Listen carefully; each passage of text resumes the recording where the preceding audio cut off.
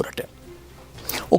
অপু কিন্তু এই চাঁদাবাজির পুরো ঘটনাটাই তিনি বর্ণনা করেছেন, তার কতটুকু সম্পৃক্ততা আছে তাও তিনি বর্ণনা করেছেন। তিনি অনুশোচিত হয়েছেন একটা মোটরসাইকেল তাকে দেওয়ার ফলে, তিনি ট্রাপে পড়ে গিয়েছেন, হ্যাঁ, এবং কারা তাকে উপলব্ধি মানে এই কাজে করলো, জড়িত করলো, তার বিস্তারিত বিবরণ তিনি দিয়েছেন। এবং তিনি বারবার বলেছেন যে আমি যে কোনো মুহূর্তে সময় গ্রেপ্তার হয়ে যেতে পারি, আমি গ্রেপ্তার হওয়ার পর যদি সত্য ঘটনাটা মানুষ জানে তার জন্য তার এই করা ভিডিওটা। এটা অপুর বক্তব্য। অপুর স্ত্রী কি বলেছেন? অপু যখন বিপদে পড়েছিল আমরা কাউকে পাইনি। অপু যখন গ্রেপ্তার হয়েছে তার জামিনের জন্য, তার রিমান্ডে থাকাকালীন যোগাযোগ করার জন্য আমরা কোনো এনসিপি বা তার কোনো বড় ভাইদের পাইনি, তার শুভান্নুদ্দারদের পাইনি। আজকে আমাদের প্রয়োজন হয়েছে, আয়োজনটা তারা করেছে, আমি কিছু জানি না, আজকে আমি এখানে এসে বক্তব্য দিচ্ছি। তার স্ত্রীর কথা। ইশরাক হোসেনের বিরুদ্ধে যে কথাটা হয়েছে তদন্ত সাপেক্ষে বলাই ভালো। তারপর কি আপনি মনে হয় যে এনসিপির একজন সমন্বয়ক, তিনি চাঁদাবাজির সাথে জড়িত, তাকে নিয়ে যাওয়া হলো কিডন্যাপ করে, গুম করে, তার বক্তব্য অনুসারে। তার না গুমের কথা বলা হচ্ছে, 5-7 দিন গুম ছিল না। এনসিপি বলছে, আমি সমন্বয়কে বলেছি। এটা বলেন, সমন্বয়ক বা এনসিপির পার্থক্য করেন না। সেটা যদি হতে যায় তাহলে এখন আর এনসিপির যে বডি হবে তাহলে তো আর বাংলাদেশের রাজনীতি করাটাই কঠিন হবে। আমি বডি আলাদা হতে পারে কিন্তু কর্মকাণ্ড অ্যাক্টিভিটিস সব একসাথে কিভাবে জড়িত। এই সমন্বয়করা রাষ্ট্র ব্যবস্থাপনার সাথে জড়িত। আপনি দায় নেবেন না, রাজনীতি করবেন, একসাথে চলবেন, তা হবে না। সেটা রাজনৈতিক বক্তব্য না। রাজনৈতিক দলের মধ্যে এনসিপির রাজনীতি বলার দাম, এনসিপির সমন্বয়কের মধ্যে আমি এখনো কোনো পার্থক্য, আপনার কাছে কোনো পার্থক্য আমি দেখছি না কোনো পার্থক্য।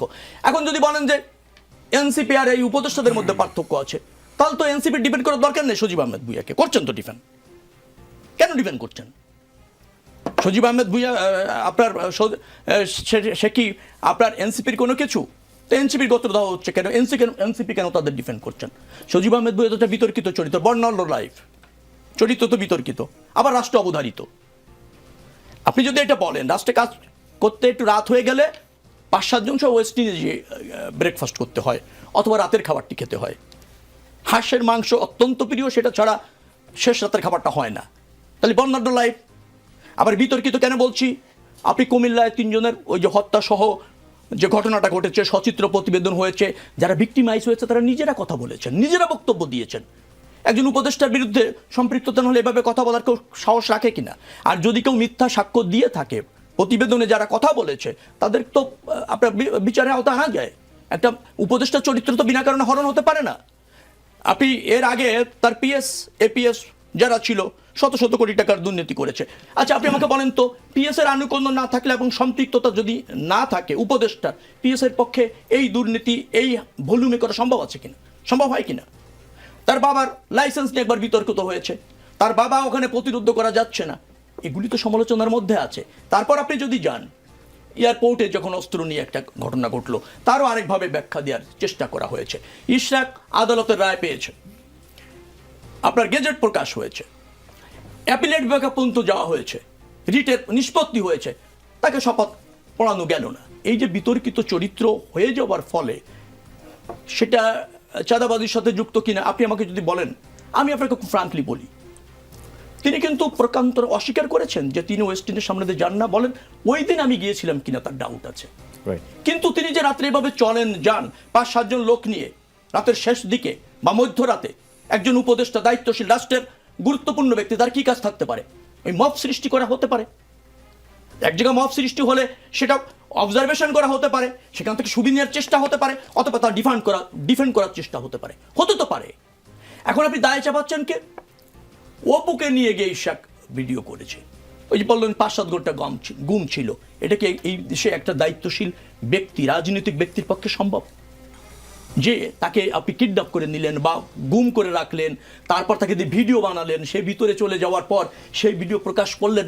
বাংলাদেশে আইন শৃঙ্খলা রক্ষা যে অবস্থা বা আপনি রাজনৈতিক একজন নেতার যে নৈতিকতা, সেখানে এটা সম্ভব কিনা? এটা তো মারাত্মক একটা এলিগেশন, এটারও কি তদন্ত হওয়া উচিত বলে আপনার মনে হয় আইন শৃঙ্খলা রক্ষকের? কিন্তু আমার কাছে যেটা মনে হয়েছে, সজীব আহমেদ ভুঁইয়ার বিরুদ্ধে আগে যখন কুমিল্লাতে একটা প্রতিবেদন হলো, দায়িত্বশীল মিডিয়া করেছে, প্রতিষ্ঠিত মিডিয়া করেছে, আপনি চলে গেলেন মালিকানা ইশরাক।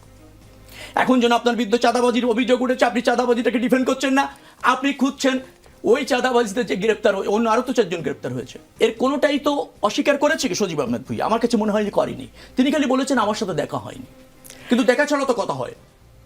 এখন এটা তদন্ত দরকার, তদন্ত করে আপনি বের করেন। কিন্তু আপত্তিকর হচ্ছেও একটা জায়গায় যে রাষ্ট্রের একটা গুরুত্বপূর্ণ উপদেষ্টা হয়ে দায়িত্বশীল জায়গা থেকে আপনার বিরুদ্ধে এই ধরনের এলিগেশন যখন আসতেই থাকে ক্রমাগতভাবে, আর সেটাও যদি রাষ্ট্রের থেকে ব্যবস্থা না নেওয়া হয় এবং সেটা যদি অন্যের উপর দায় চাপানোর অপচেষ্টা করা হয়, সেটা কিন্তু কাম্য না। দায়িত্বশীল কিন্তু সজীব আহমেদ ভূঁইয়ার দায় বেশি রয়েছে, জবাবদিহিতা রয়েছে, এবং তাকেই ক্লিয়ার করতে হবে, স্পষ্টত করতে হবে সরাসরি তার এর সাথে যুক্ত আছে যুক্ততা কিনা আছে কিনা। অথবা পরোক্ষভাবে যুক্ত আছে আমি কিনা। একটু